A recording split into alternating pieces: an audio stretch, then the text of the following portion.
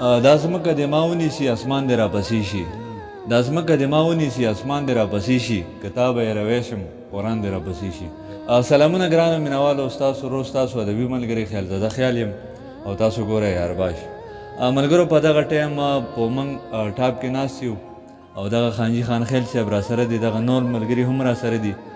دغه نورو ملګرو هم ډېره مننه کوم چې راغله خپل وخت موږ له راکړه خانجي خان خیل صاحب دا راته وایي چې ننني پروګرام کې موږ تاسو ډېره مننه خیالزاده خیال یقینا چې راغلي یو په موږ ټاپ ته او ډېر ښایسته شاه زلمي دلته دي هغو سره میلاو شللو معاذ بهي سره میلاو شللو ګلالي احتشام سره میلاو شللو زیار ور ولاړ دی ډېر خوندور مازدیګر دی وایم به درته غزلې به درته وایم شعرونه به درته وایم او دا خو زما د قام شاه زلمي دي چې دوی پرې خوشحالېږي مننه دې کومه چې دلته هم راغلی راپسې او دلته دې هم پرې نه ښه مننه دې کومه غزل دی ډېر زوړ غزل دی خو دې ینګ نوجوانانو ته کوم چې ناست دي معاذ بهي ته احتشام بهي ته نورونه بېګان دي نومونه چا نه راځي خبر را نه شي ټولو ته یې ډالۍ وي چې کور په کور او چم په چم مې شکایت دی کور په کور او چم په چم مې شکایت دی زه به حق وایم دا زما فطرت دی کور په کور او چم په چم مې شکایت دی زه به حق وایم دا زما فطرت دی خلک وایي ستا د خټو ګټو کور دی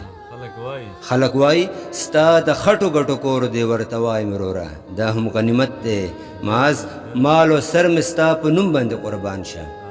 مال او سر مې ستا په نوم باندې قربان شه تا سره مې یاره دومره محبت دی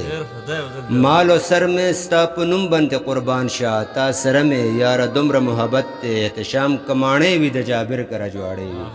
کماڼې وي د جابر که رجواړې وي خو ناره د انقلاب زما عادت دی کماڼې وي د جابر که رجواړې وي خو ناره د انقلاب زما عادت دی